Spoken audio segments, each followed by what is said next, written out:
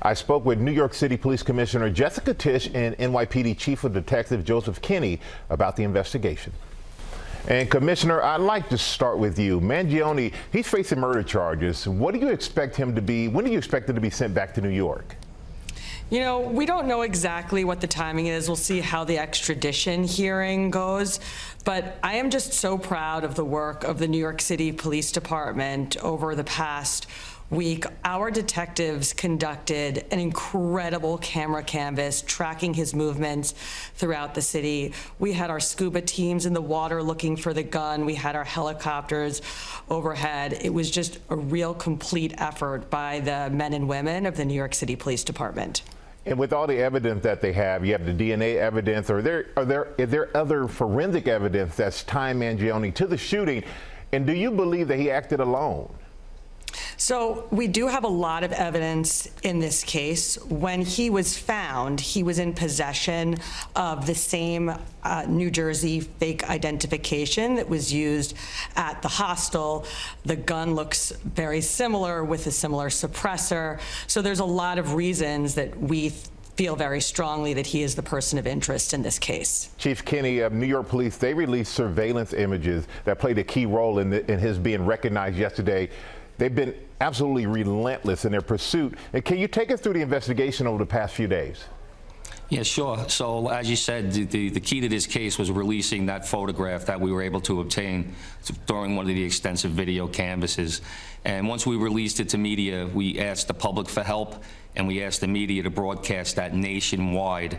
And as you can see, obviously that picture reached Pennsylvania, where you had an employee and a patron of the McDonald's in Altoona recognize the subject. So if we hadn't released that photograph in a timely manner, the investigation maybe would have went on a little longer. You know, we say this all the time. If you see something, say something, do something. And in this case, that McDonald's employee did just that, and we are grateful as a city to that person. Yeah, without a doubt. And before his arrest on Mangione, he was reportedly not on your radar at all. So how difficult did that make the investigation? So we had a number of different leads that we got. We asked New Yorkers and people across the country to call us and let us know if they recognized the person, and lots of people did.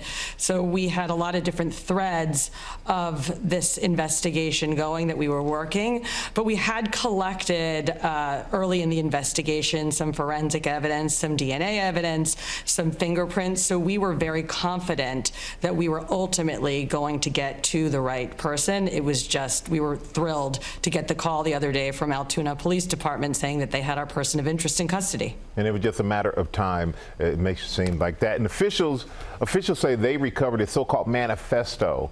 Have either of you seen it? And if so, what does it tell you about a possible motive? Chief, go I ahead. had an opportunity to read the manifesto. It's handwritten. He does make some indication that he's frustrated with the healthcare system in the United States. Specifically, he states how we are the #1 most expensive healthcare system in the world, yet the life expectancy of an American is ranked 42 in the world. So he was writing a lot about his disdain for corporate America, and in particular the healthcare industry. And Commissioner, do you know if he had a personal connection to UnitedHealthcare? We don't know that yet, and as the chief mentioned, there is still a lot more investigating to do, but this will all come together over the next few weeks and months. And there are also reports that he may have suffered a back injury. Do you have any idea whether that played a role? I read that too. Again, this is all going to be part of this investigation. All right, well, I appreciate both of your time. I know it's been an incredible week, and both of you have done an incredible job along with your team. So thank you both for sharing that with us this morning. And once again, thank goodness for that customer at McDonald's and the employee who Aaron told us earlier were now split the reward money. Old school from the hard photograph. That's right. That's right. We heard the commissioner say it. We said it here. If you see something, say something. There you go.